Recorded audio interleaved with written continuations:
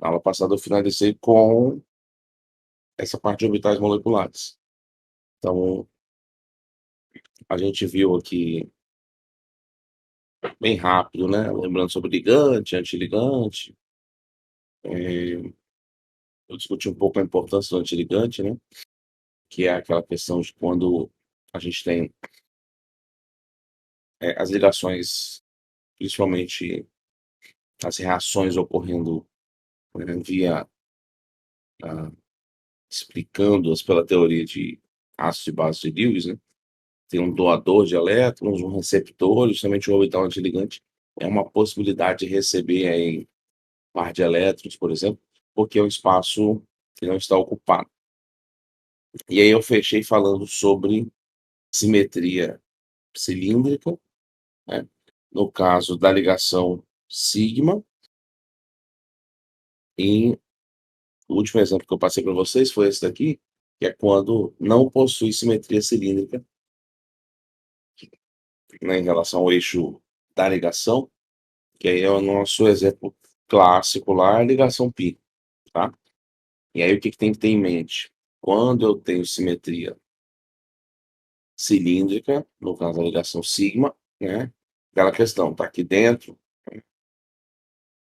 sobreposição frontal, eu posso rotacionar e os orbitais não vão perder o contato, não vou quebrar a ligação em função de uma rotação, né, entre as posições relativas ali daqueles átomos envolvidos na ligação sigma.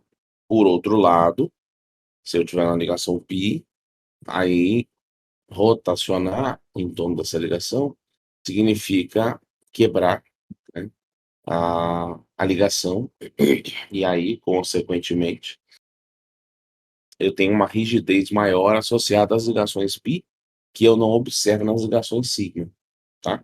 A gente tem essa característica que é bem marcante, que é uma coisa que precisa ficar, digamos assim, enraizado, tá? E aí, justamente por isso, quando eu vou lá, né, no aqui, quando eu venho no caso dos alcenos, né, eu tenho essa rigidez associada, porque imagina, eu tenho uma dupla aqui, que eu estou representando ligação π, né, eu tenho um trans, né, alceno aqui, está representado.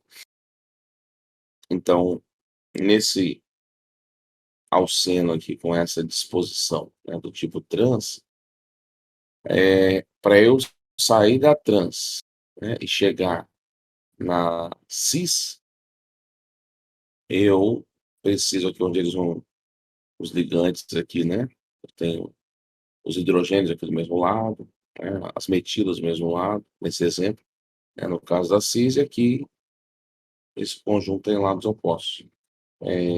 Para eu sair dessa condição, né, lados opostos e o mesmo lado, eu preciso quebrar essa ligação, também eu vou ter que quebrar a sobreposição entre os orbitais, tá? Rotacionar, e aí chegar então na condição cis. E isso, né, como está destacado aqui na figura, é um processo muito desfavorável, por quê? Porque para eu quebrar a ligação, eu já sei o preço que eu tenho que pagar, energia. Não sei quanto que eu vou ter que pagar, mas já sei que eu tenho que pagar em termos energéticos, tá? Então,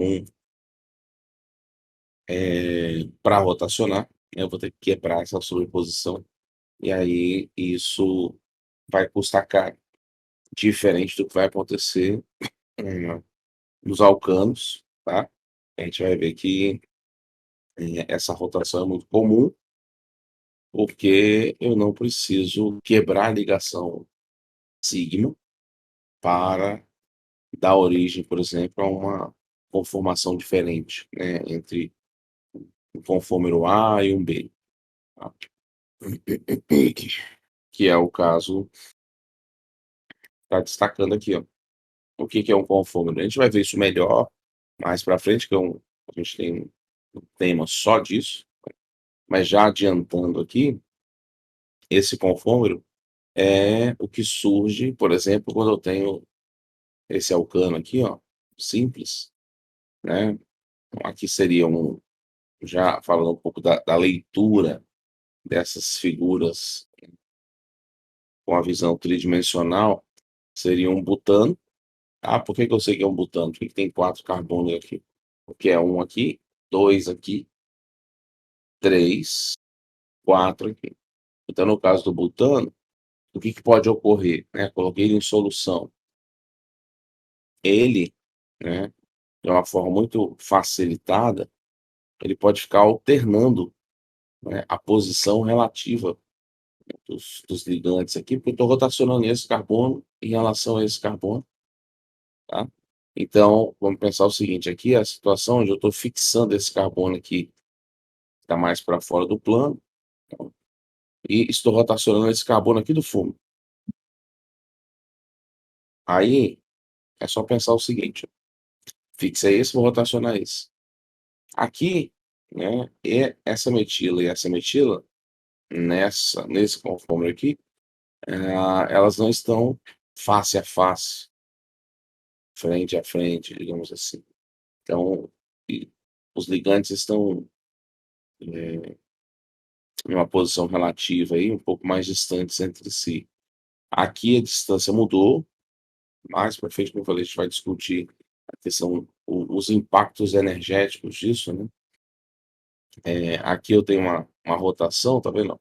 Agora, essa metila já está mais próxima dessa, né, se eu for pensar, porque antes ela estava nessa posição mais distanciada, agora ela veio para cá, está mais próximo. Se eu trocar de novo, né, colocar ela aqui embaixo agora, inverter com esse hidrogênio aqui, eu chegaria nessa outra possibilidade, tá. E essa mudança, que a gente chama de conformação, tá, o conformer A, o B, o C, como eu falei, ela é muito facilitada justamente porque, em função dessa simetria cilíndrica, né, a ligação, ela vai permanecer a mesma, tá. Então esse é um fenômeno que a gente observa, não é muito comum, assim, é bem comum. Por exemplo, em ressonância magnética, eu me recordo que eu já fiz o experimento, colocar um composto desse tipo, né, e aí você ele está sólido, aí você solubiliza, por exemplo, e, ainda que seja líquido, dá para brincar com isso, porque você vai mudando a temperatura. O sólido, muitas vezes, você vai observar, né, solubilizou ali, e o que que você faz? Você avalia com a mudança de temperatura, se aumenta, diminui um bocado, e avalia o sinal resposta.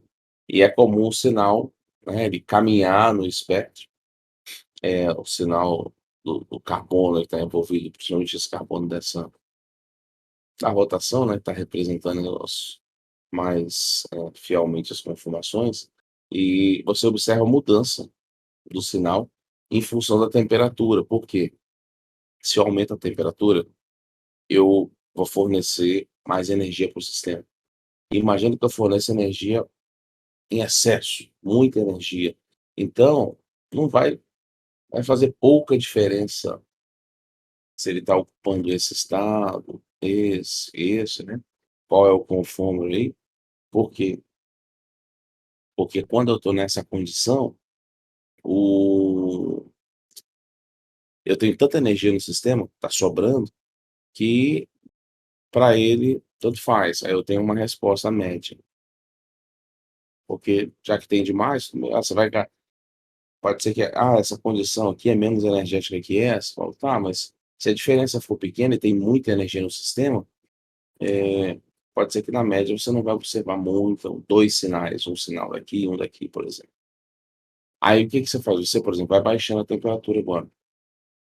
Aí você vai restringindo mais essa disposição, né, de energia no ambiente, e aí tende a ocorrer, em grande parte dos casos, a preferência pelo estado mais energético, porque já não tem tanta energia disponível assim, Então acaba que a contribuição do menos energético, ele acaba sendo maior essa contribuição. Aí você vai observando que aquele sinal lá, muitas vezes, que é um comportamento médio, ele vai se deslocando por se definir em um só. Então, esse é um fenômeno que, para a gente observar, né, tem muitos trabalhos que observam isso com ressonância magnética, com esse ajuste de temperatura. Você disponibiliza energia demais, aí você tem uma resposta média, porque para ele meio que tanto faz, falar toda hora tem algum pacote energético aqui, digamos assim, disponível, então não faz tanta diferença a porcentagem, falar quantos por cento tem nessa condição, nessa. Aí você vai diminuindo a energia até falar: "Bom, acho que isso aqui, por exemplo, isso aqui seria o menos energético, mais favorável", então vai começar a aparecer mais a característica no espectro desse daqui, tá. É uma forma de conseguir, eh, diferenciar isso através do controle de temperatura, já diferente dos alcenos.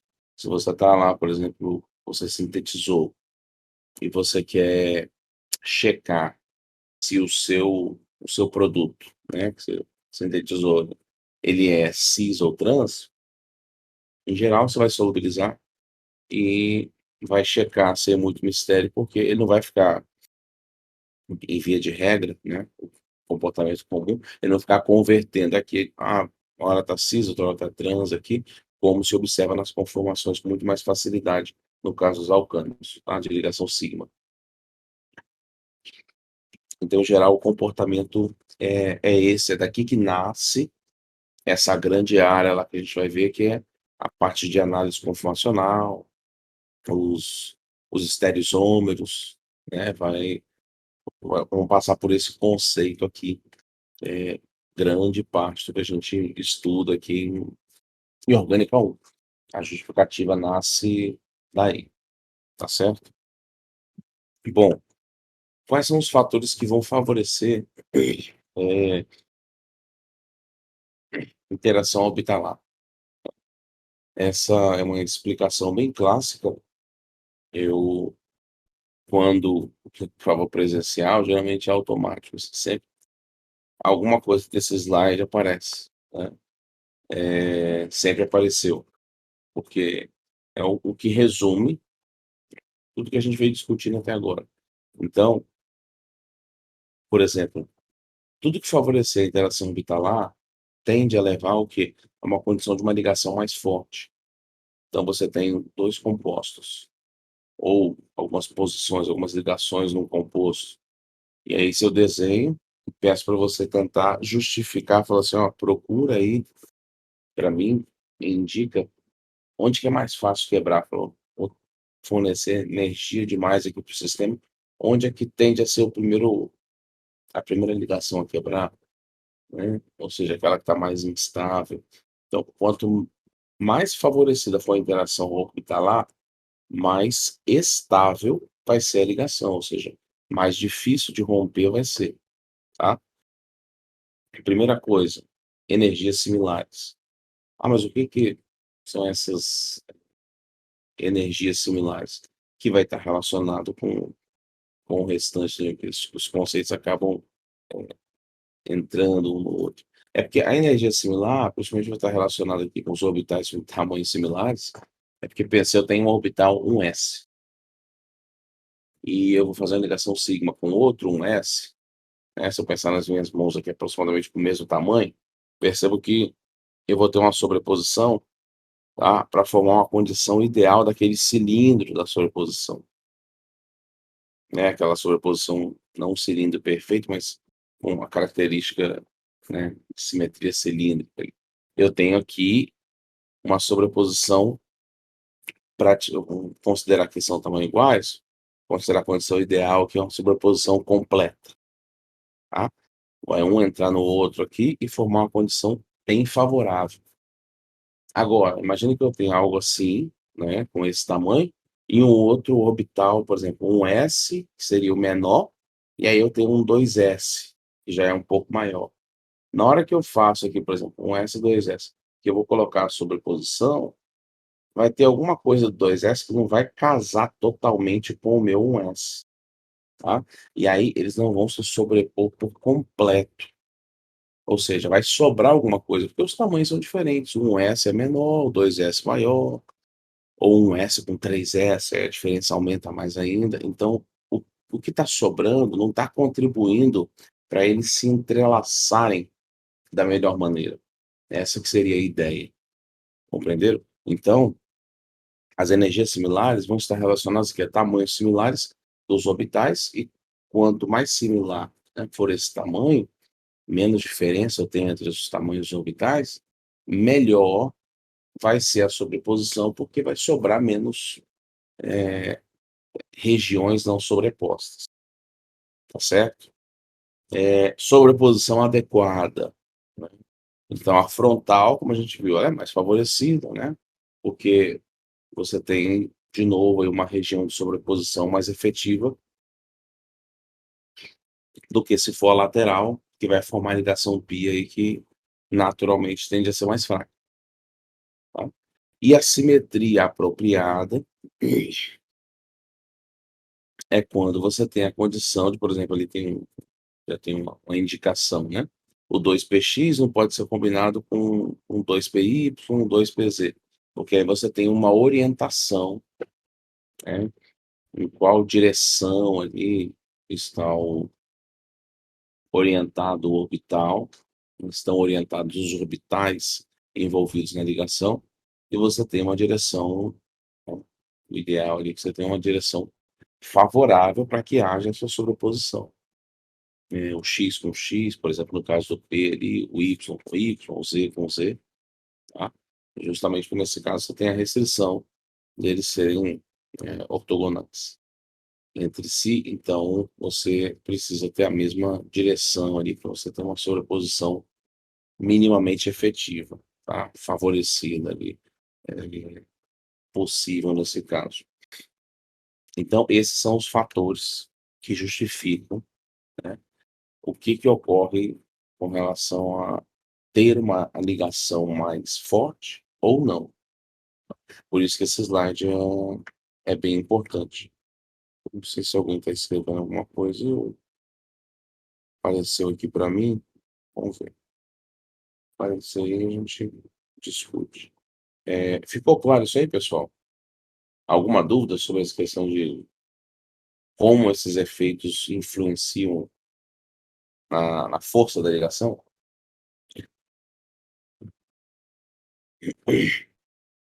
Ficou, né? A Vitória falou que tá ok. O Jean Smith falou que tá tranquilo. Beleza. Bom, então vamos lá. Vamos fechar aqui agora com os orbitais híbridos, tá? Então a gente falou dos atômicos na aula passada. Agora, né, a gente retocou aqui, finalizou os moleculares. E quem também participa dessas formações de ligação são os orbitais híbridos, né? Aqui na orgânica é muito comum, né, a gente falar aí de sp3, sp2, sp, volta e meia a gente está usando esses termos, e aí vamos dar uma discutida nisso aí, relembrar algumas coisas, né? Vamos aprender outras aí, mas em geral muitos de vocês já viram aí, não necessariamente só no ensino médio, mas na estrutura de propriedade, né, a gente costuma falar bastante dessa parte da hibridização. Então, aí é o seguinte, ó, o caso mais clássico em química orgânica, sp3, tá? Por que ocorre essa hibridização? A hibridização, ela vai ocorrer justamente, né, para você,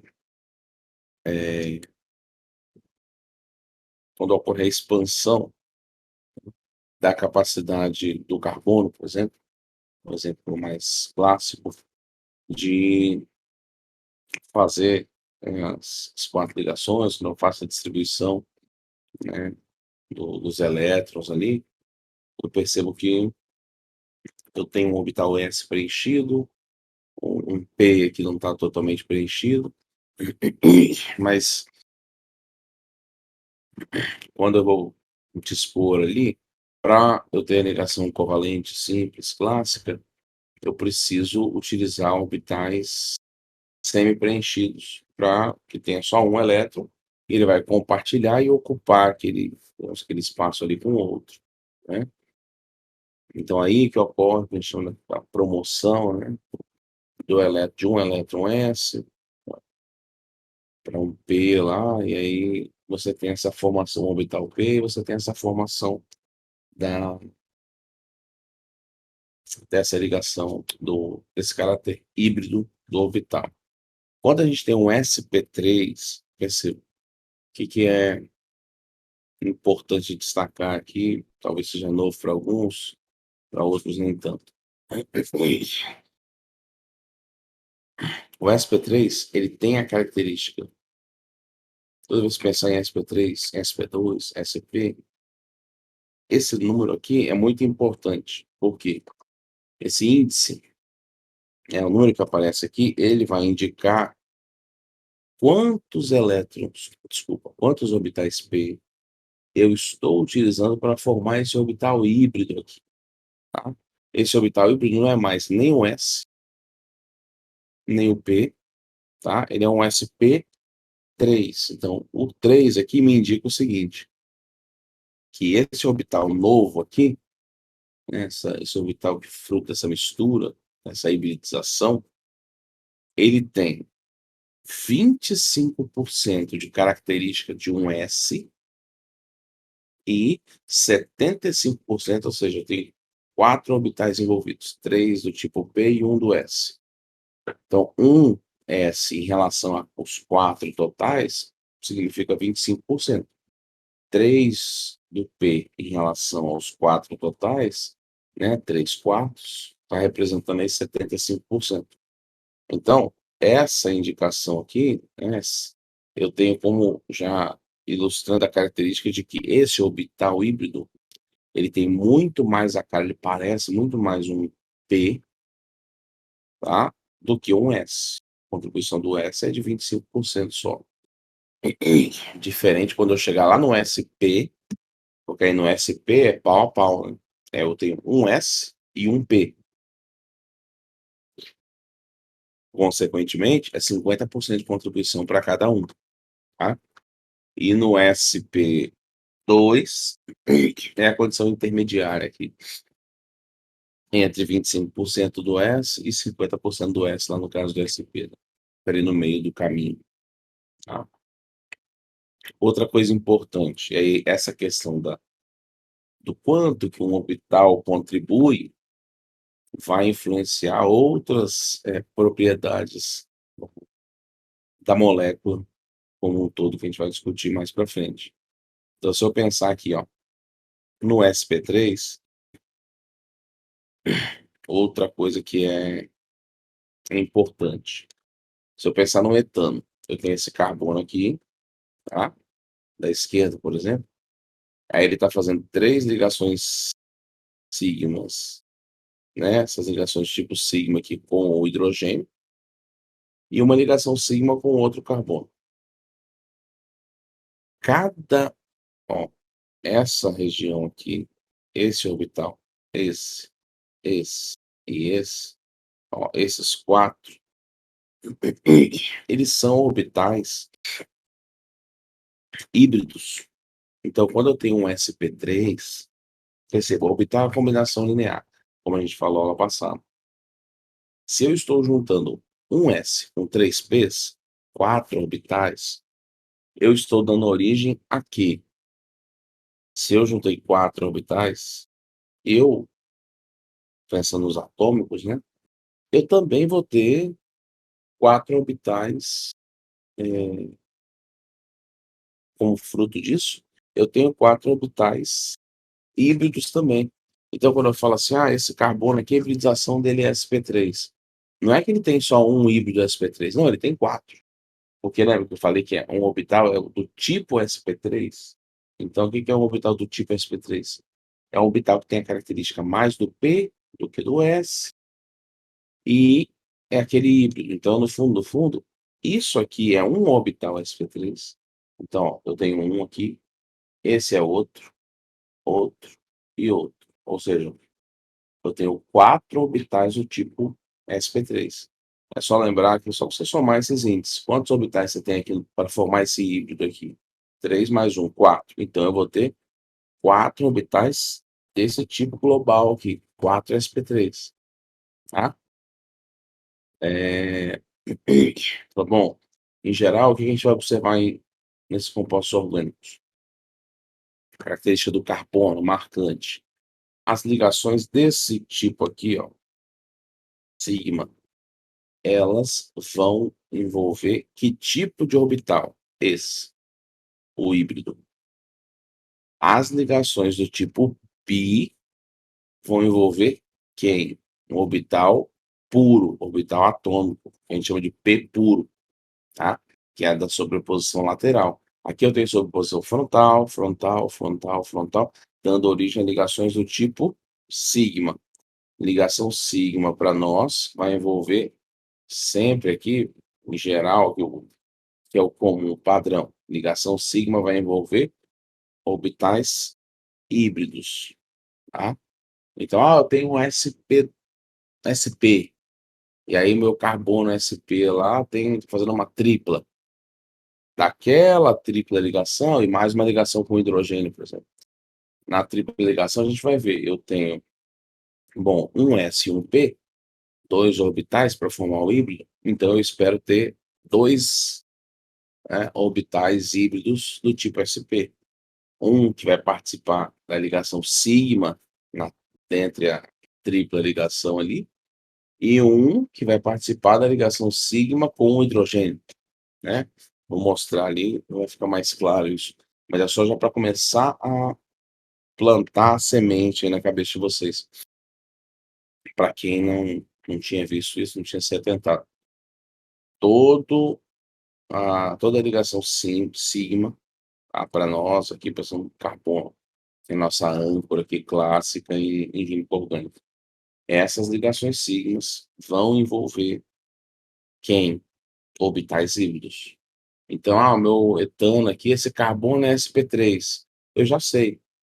Ele tem 4 orbitais sp3. Ele vai fazer todas as 4 ligações dele de que tipo? Sigma. Ou com outro carbono aqui, ou com outro hidrogênio, ou com hidrogênio. E aí perceba o seguinte, aquela questão da característica, né? Lembra que o P tem aquele formato de alter. Isso aqui parece um alter, o S, o cilindro. Ó, isso aqui parece um alter, tem mais a característica de um alter. Aqui, aqui, aqui. Por quê? Porque nesses orbitais, 75% da característica deles é de que tipo? É do P. Só 25 aqui é do S. Então, é um alter que vai ficando um pouquinho mais, digamos, redondinho assim, mas ele ainda vai ter essa característica marcante. Você olha aqui, parece um orbital P, tá? E não é à toa, que 25% do comportamento dele é de um P, de fato, tá? SP2, né? Então, no SP3 eu tenho lá, que eu nem tinha comentado também, né? Associada aqui à geometria tetraédrica, tá? Que é a mais clássica, a gente exemplificar como entrada aqui nessa discussão de geometria em função do tipo de orbital híbrido, né? Geometria trigonal plana, no caso do SP2, que a gente vai ver bastante aí também no Carbocations, né? Aqui o exemplo do eteno, ó, um S e 2 Ps. Eu tenho um total de 3 orbitais atômicos sendo utilizados para formar esse híbrido aqui, ok? Consequentemente, que característica eu observo para esse caso? Eu observo aqui o seguinte, que eu vou ter algo, né, um orbital híbrido que continua com característica maior, né? Arredondar em 66,6% mais ou menos. de característica P, mas tem 33,3 aqui, aproximadamente por cento, característica do S. Então, o S está começando a contribuir um pouquinho mais, tá? São 3 orbitais híbridos, desculpa, 3 orbitais atômicos para formar esse híbrido. Aí eu vou ter 3 orbitais híbridos do tipo sp2, tá? Então, se eu pensar nas 4 ligações do carbono, eu sei que 3, já sei, vão ser sigma, tá? Ligação simples aqui, pensando do tipo sigma, tá? E vai sobrar, porque dos orbitais que o carbono tem de valência, o que eu considero aí? Ele tinha 3 P's, né? Eu estou usando 2 P's aqui, então sobrou o quê? Um P puro, que é esse que ele está representando como um verdinho aqui, tá? Que seria esse P puro, que é justamente onde, né, eu tenho aqui nos vermelhinhos os orbitais híbridos, os 3 orbitais do tipo sp2, tá? 1, 2, 3. A sobreposição frontal aqui, ó, dessas duas regiões vermelhinhas vai dar origem à ligação, tá? Sigma, entre os carbonos, e na verdinha, ó, a sobreposição é o quê? É lateral. Essa sobreposição lateral do orbital P puro, esse verdinho aqui é o P puro, tá? É o P original aí que sobrou na pós-hibridização, é que vai dar origem à ligação π, tá? Que é aquela ligação com a característica mais fraca, companhia. Essa é a ideia geral. No SP, eu tenho aqui, ó, geometria linear, tá? Uma contribuição de cada, então tem 50% de característica do S, 50% do P, tá? E aí, agora, como na valência eu tinha 3 P's, e está sendo utilizado o que? Aqui, né? Só um P. Então, no fundo, o que a gente está observando aqui? Que 2 orbitais P's não estão sendo utilizados para hibridizar. Consequentemente, eles vão ficar onde? Na forma pura, para fazer ligação do tipo π, tá certo? Então, por isso que aqui no SP eu tenho ou duas duplas, ou uma ligação tripla, porque em ambos os casos eu envolvo sempre duas ligações do tipo π, tá certo? Então, eu tenho 2 orbitais, aqui ó, o vermelhinho está representando, né? Esse padrão do híbrido. 2 orbitais, aqui eu tenho um SP, outro SP, para formar as ligações sigma, e em amarelo e verde, os 2 orbitais puros, né, P, para formar a ligação do tipo π.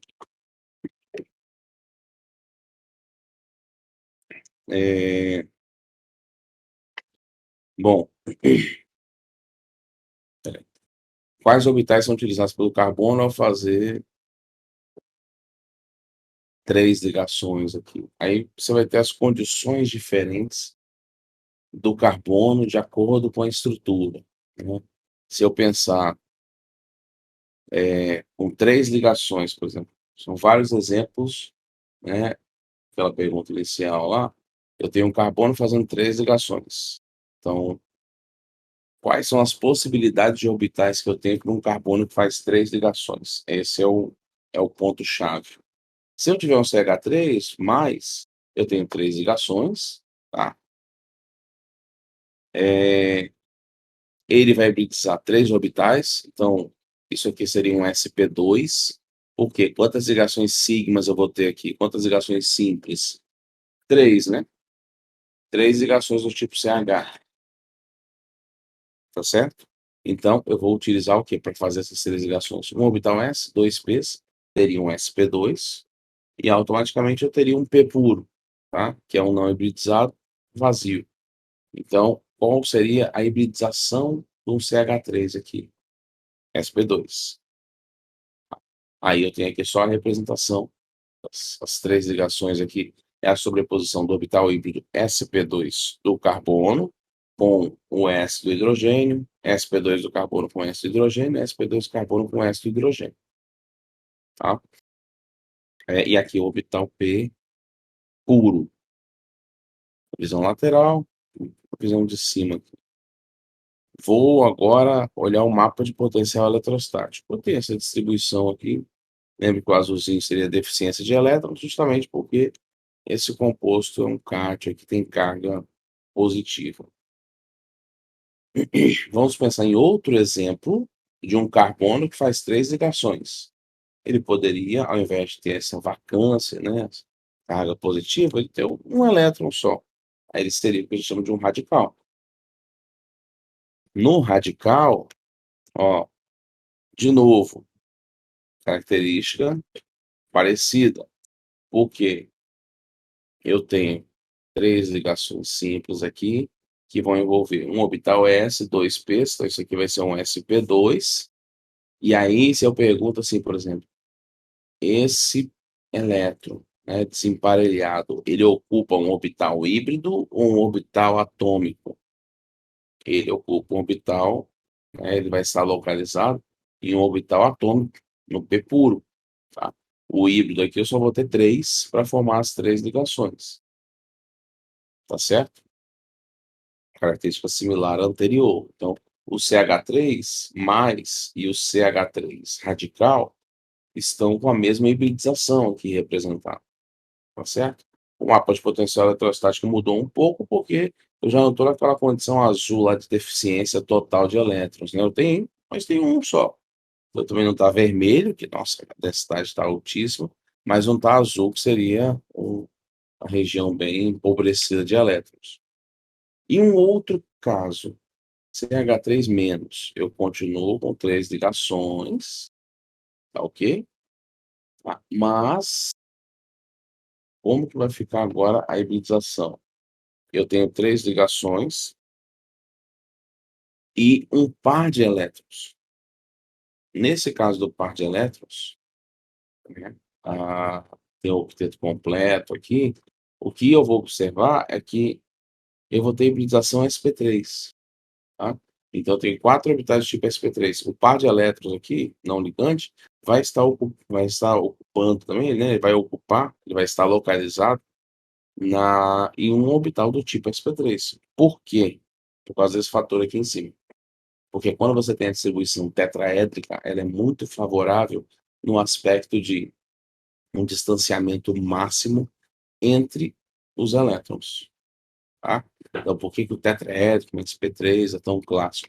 Porque você tem um distanciamento razoável entre os elétrons para diminuir a repulsão entre eles automaticamente, né, como consequência disso, e diminuir a energia do sistema como um todo. Como eu tenho um par, antes eu tinha um elétron só, né, no caso do CH3 radical.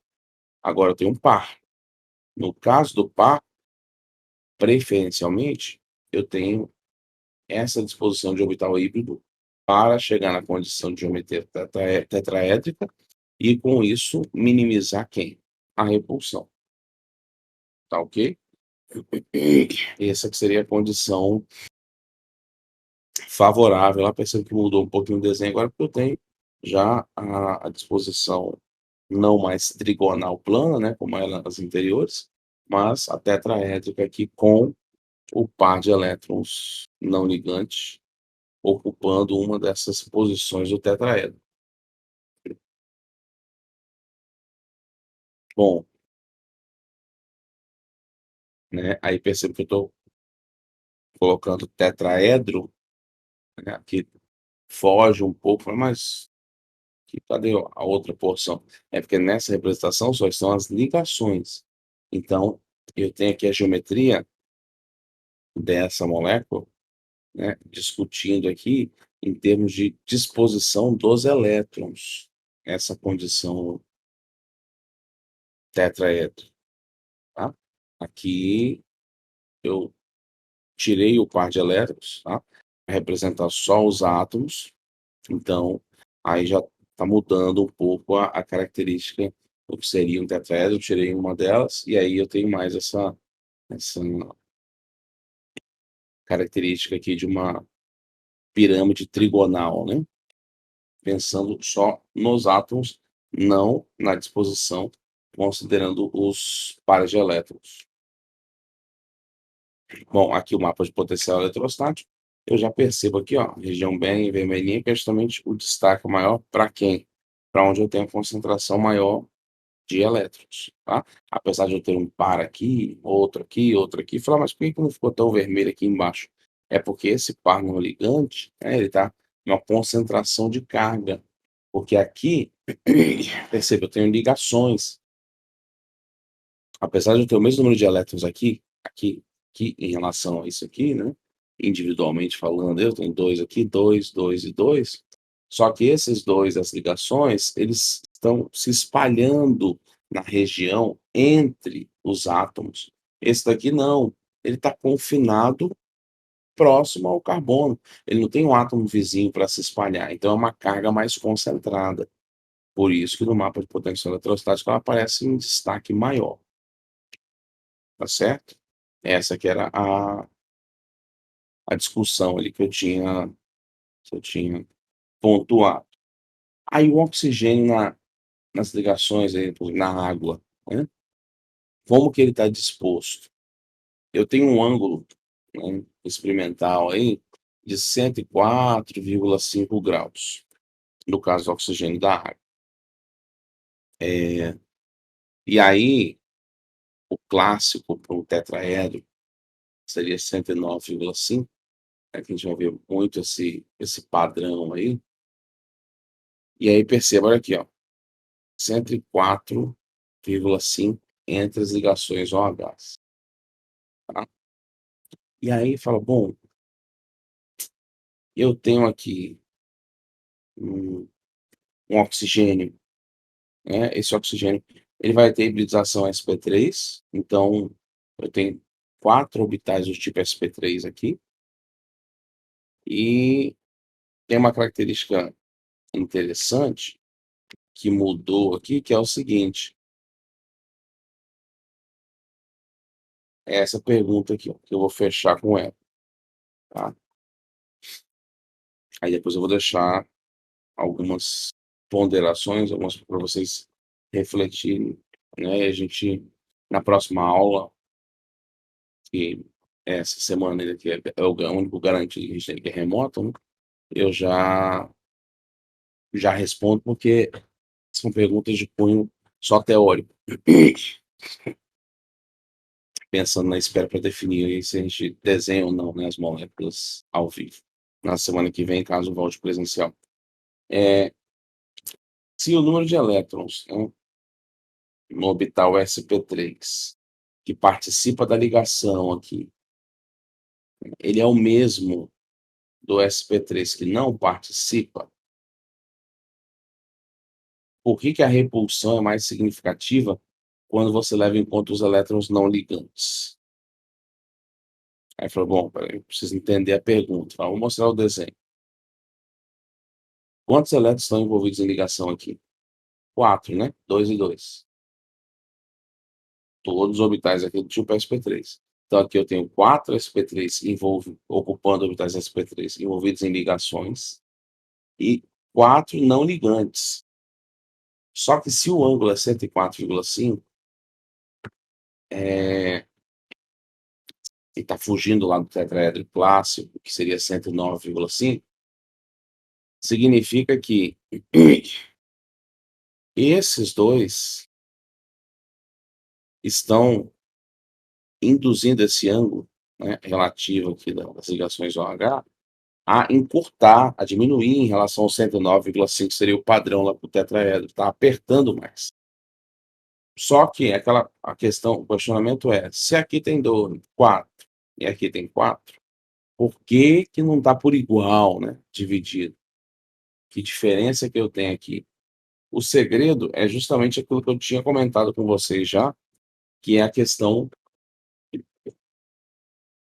por isso que eu estava adiantando isso, de que toda vez que você tem um elétron não ligante, qual é a característica dele? Ele está confinado bem próximo do átomo, porque ele não tem para onde se espalhar. Eu não tenho um hidrogênio aqui, um carbono aqui do lado, para esse par se espalhar. Ah, tudo bem, ele vai estar mais próximo do oxigênio, que é mais eletronegativo, com a ligação com o carbono, sim, mas ele ainda tem como se espalhar um pouco para o carbono, porque o carbono vai atrair um pouco, vai deslocar, vai distribuir mais essa densidade. Aqui não tem, o oxigênio, para esse par aqui, não tem com quem distribuir. É uma carga concentrada, bem pontual, diferente dessa, tá? Da ligação. Então, o par de elétrons não ligante, ele tende a causar mais repulsão na vizinhança do que um par de elétrons ligante, porque no ligante o par está mais espalhado, no não ligante ele está concentrado, tá certo? Então, concentrado ele vai ter uma repulsão maior. E eu tenho 2 não ligantes.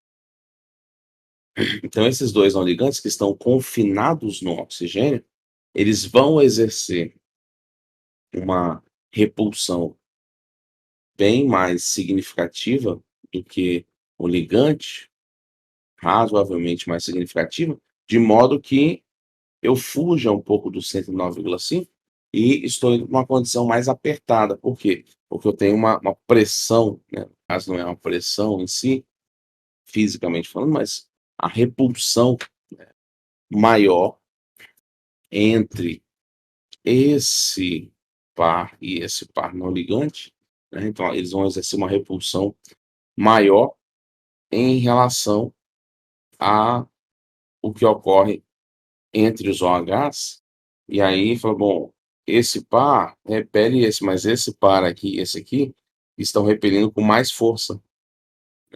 E como essa força de repulsão aumentou, acaba que eu vou ter uma aproximação maior entre os OHs. E esse ângulo sai do 109,5, seria o clássico lá, a condição ideal, e vai apertar um pouco mais. Tá? Essa é a justificativa do porquê que eu tenho a fuga do valor clássico de 109,5. Ok? Compreender esse conceito aí, pessoal? Por que que no oxigênio, na água, tem esse ângulo de 104,5 aí experimental? Ficou claro isso ou tem alguma dúvida ainda?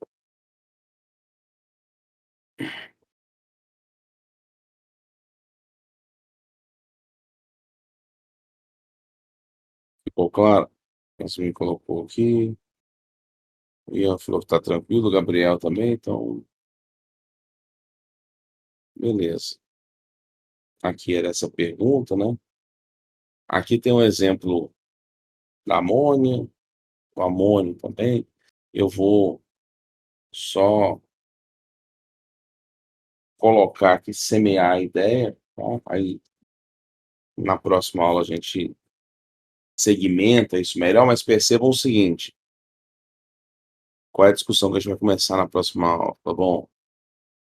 Na amônia, NH3, tá vendo que o ângulo já está mais próximo lá do 109,5, né, que seria o nosso padrão, do que na água. Bom, deixa eu ver se eu consigo disponibilizar os slides hoje ainda. Sim, Jasmin, sim. Tanto que só da aula de terça-feira passada que eu tinha esquecido, eu acabei não disponibilizando logo depois. Normalmente eu termino a aula e já coloco lá o PDF, né? A edição da aula que demora alguns dias. Mas na quinta-feira eu já tinha colocado os slides logo quando acabou a aula. Então, assim que acabar, que eu já coloco. Em geral, eu sempre faço isso. Aqui na terça passada eu esqueci. Mas na quinta eu lembrei, já terminou a aula, já incluí, tá? Pode deixar que assim que terminar eu já coloco lá. Se eu esquecer também algum outro dia, pode me cobrar na sequência. Passou 15 minutos, 20 minutos, o slide não está lá, pode me mandar uma mensagem que eu coloco. O padrão normalmente é esse. Então, aqui, ó, quando vocês forem analisar esse slide, vocês vão ver que, se eu for comparar, eu estou mais próximo do 109,5, tá? Em relação à água lá, que seria 104,5, né? Só que na água, pegando bem aquele conceito da água, você mata isso aqui fácil, porque na água tinha quantos pares aqui, ó, não ligantes? De novo, o nitrogênio aqui eu estou considerando ele com os 4 orbitais sp3, tá? Só que eu tinha 2 pares na água para fazer repulsão, aqueles que têm a repulsão mais efetiva. Agora eu só tenho um. Então a força de repulsão diminuiu. Então, aí essa repulsão entre os ligantes acaba tendo menos pressão, entre muitas aspas, aí, do par não ligante, e aí eu consigo afastar mais, né, esse NH, né, relativamente afastar o NH em relação ao NH, nessas duas ligações, e aí percebam, por isso que na água, se for comparar com a amônia, pensando só em termos absolutos aí do ângulo, como está mais próximo o H com o H, eles foram forçados a ficar naquela condição, então eu vou ter uma condição energética mais desfavorável, tá, porque o ideal seria ficar naquele 109,5, que é um distanciamento maior entre os pares, só que não foi possível lá, porque tinha 2 pares não ligantes se empurrando. Aqui já melhorou um pouco mais, ó. Eu tenho um par só não ligante, então ele está empurrando um pouco menos em relação ao 109,5 lá, o nosso padrão, tá. Percebe que o mapa de potencial eletrostático, né, ele já diminui um pouco aqui o caráter vermelho ali, eu tenho, mas não tão intenso quanto quando eu tenho 2 pares. E no amônio, o que que eu vou observar? Aí parece que eu estou num caso clássico lá de um alcano, de um etano, onde eu observo lá esse ângulo, né, de aproximadamente 109,5. Por quê? Porque agora, onde tinha, né, na amônia um par de elétrons não ligante, passou a existir o quê? Uma ligação. E aí agora, né, o que se observa é que na amônia eu tenho esse ângulo aqui experimental, mas no amônio já passou para 109,5, que seria uma condição de um tetraedro lá, colocar assim, perfeito, tá? Justamente porque tem uma repulsão agora mais, uniforme entre esses grupos, tá? Porque agora não tem um par de elétrons não ligante, onde existia aqui na amônia, passou a tomar conta que uma ligação, tá? Então aí a repulsão diminuiu, eu cheguei numa condição melhor, tá? E essas são 2 perguntas, que é o último slide de hoje, para vocês refletirem, que eu falei que tem aquele cunho teórico, né, e a gente começa na na aula de quinta-feira discutindo isso aqui, né, pensando, ele falou: "Bom, você vai formar um híbrido". Eu falo: "Ah, tá ok", mas percebo que ela é intermediária. Se ela é intermediária, eu tenho que gastar um pouco de energia com relação ao S, porque o S, você tem o S aqui e os P's. O SP3 está no meio. Então, eu tenho que subir um pouco em termos energéticos em relação ao S. Então, se for pensar, por que eu justificaria que ela é válida, né? Ela é favorecida, ela tende a ocorrer, essa formação do híbrido, por que o SP3 ele vai ocorrer se eu tenho que subir um pouco em termos energéticos para o S, tá? Essa subida, né? E, por exemplo, quando você tem os compostos lá com os elementos da família 7A, né, os halogênios, flúor, cloro, iodo, como é que são, né, a pergunta é como é que são os orbitais que formam as ligações, né, os orbitais moleculares, OAM aqui. Eu tenho orbitais puramente atômicos ou tem alguma hibridização, né, não estou falando de hidrogênio, estou falando dos halogênios, tem alguma hibridização no flúor, no cloro, no iodo.